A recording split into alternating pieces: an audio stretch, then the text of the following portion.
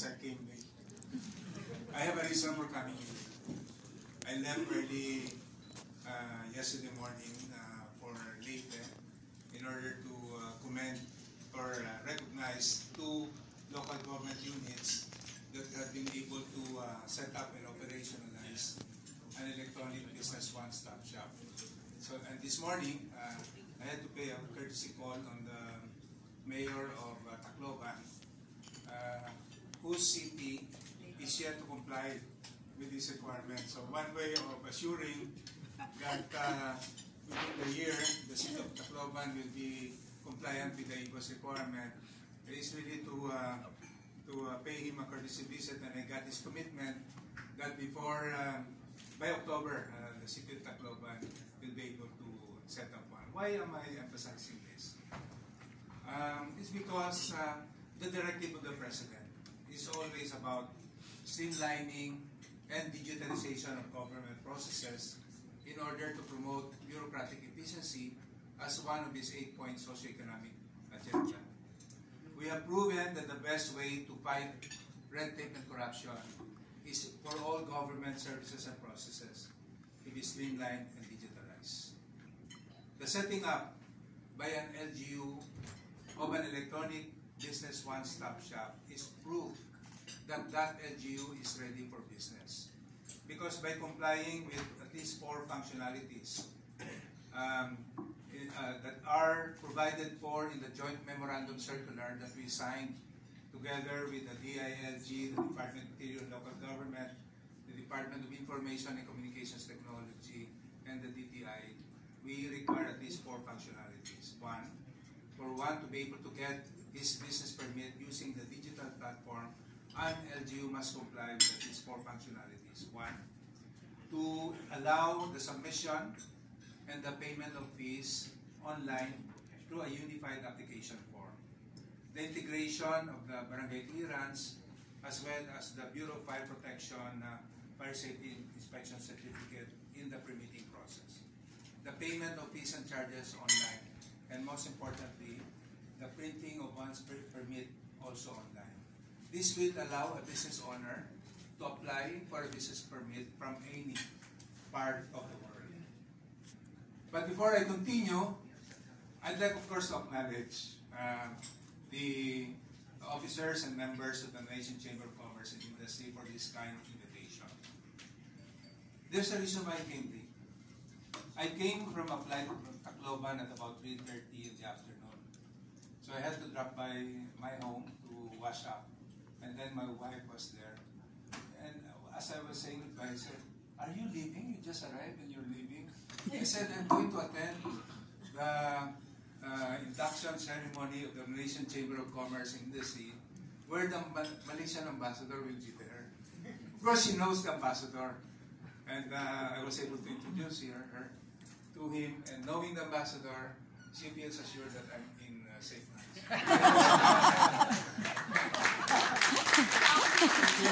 You're so lucky. You have an ambassador that is always present.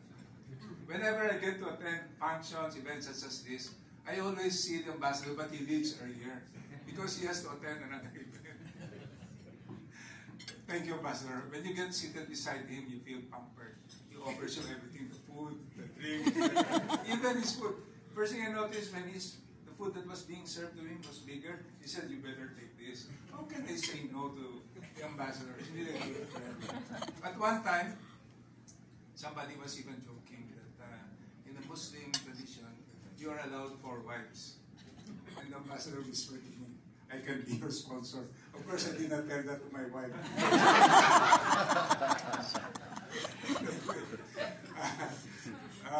To the officers and members of the Malaysian Chamber of Commerce and Industry, my congratulations.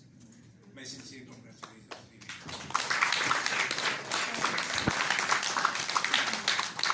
Just as we formalized our Memorandum of Understanding last September 2023, the real work begins really is about putting into effect that piece of paper that we signed. Tonight also, the real work begins when you serve the association. And I can assure you that you have an agency, the Anti-Retive Authority, that you can always depend on. Because we always act fast, we always act with urgency. In today's competitive world, I always tell my people that regardless of the status of the person that comes to us, he or she will be treated like a very important person. Because I know that that person or that organization will not really come to us unless they need our help. And one way to make a difference in public service, government service, is to treat anyone who comes to us as an important person, ensuring that we offer solution to the problem that is being raised to us. You can be assured that you have an agency, the Anti-Retive Authority, that you can depend on. And, of course, you can let me know, 24/7, Edward here, messages me, text me, anything at all, and I will make sure that I will always respond. We are so effective. Really about that. That ambassadors come to us, chambers of commerce come to us. They want to partner with us, and I really appreciate the Malaysian Chamber of Commerce for partnering with us, sharing with us your best practices, because you know we share the common heritage, history, our diplomatic relations expand to more than 6 decades, Mr. Ambassador, and we share the same values. We are neighbors, and we should really be working together so that we can also be at par with those other European countries. Earlier, I was asking the ambassador whether Malaysia, when you get go to Europe, you don't need to apply for a Schengen visa. My hope also, my dream also for the Philippines is to also achieve that status, economic development, when we get more recognition from other countries.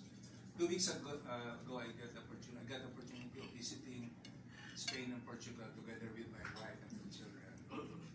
While we enjoyed the parks, centuries-old buildings, I felt like there's really nothing like home.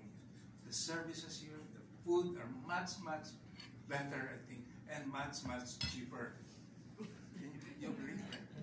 The quality of food, we have the best food here. And this morning we went to that island in Palumpon, Leyte, a marine sanctuary, a virgin island. You know, not so many people have been there. That was my first time to be there. And there's so many other beaches all over the country that need to be visited for you to appreciate it. Believe me, those issues about peace and order, etc. First thing that you must do is get connected with the right government agency. When you want to put up a business, connect with the LGU. And one thing that I can assure you, that LGU that has been able to set up and operationalize an electronic business one-stop shop will at least ensure you that in that LGU there is a streamlined and digitalized process. And you can also rest assured that we will partner with you. And we have our hotline, 12782-8888, or email us at complaints@arta.gov.ph. I can talk here for hours, sharing with you our major programs and initiatives about the Philippine Business Regulations Information System that we were able to develop with the technical assistance of the U.S. Agency for International Development. We are already capacitating priority agencies, training the trainers, and this platform will provide covered agencies to upload the regulations they issue, ensuring that those regulations have been subjected to public consultation, ensuring that there is no overlapping and conflicting regulation. We also develop a system, the Anti-Retive Electronic Management Information System. You know, all agencies, national government agencies, including local government units, are required to publish in their website a document we call the Citizens Charter, requiring them to tell the whole world about the services that they offer to the public, including the requirements, the fees to be paid, the standard processing time of 3720, and the complaints mechanism. We have been able to develop this by way of a digital platform so that anyone can have access easily. So that when you go to that agency, the first thing that you must do is look at its Citizen Charter. because it is strictly prohibited for any government agency to require a document or a fee that is not disclosed in the Citizen Charter, and the penalty is very steep. We have also developed a program called the Report Card Survey that allows all applicants to rate the kind of service that they're getting from government agencies. And of course, more importantly now, during our anniversary, we launched a program that we call Competitiveness Dashboard. I know that the Philippines is far behind Malaysia. When the World Bank used to do this annual doing business survey. This year, the World Bank will come out with a different terminology, be ready. Anticipating that the Philippines will have to continue with this program. We partnered with the Asian Institute of Management on monitoring our competitiveness ranking by way of a competitiveness dashboard. Because we believe that what we can measure, we can manage. So if we're able to monitor our competitiveness ranking, we can call the attention of government agencies involved and how we can further improve ourselves. Those programs and initiatives that I'm sharing with you are just some of those major programs, all of which are designed for having that ease of doing business that our country really needs, following the directive of President for all government processes to be streamlined and digitalized. And the Anti-Retive Authority, being the principal agency under the Office of the President, tasked to implement this, is working with urgency, because we would like to be at par with all our, at least with Malaysia. We look at Malaysia as something, first, Singapore's way up there. No? Maybe many years will take, but Malaysia, it's reachable. And because your ambassador is a good friend of mine, Mars, I don't think he will mind sharing with us information on how Malaysia was able to achieve the kind of economic development that is happening now.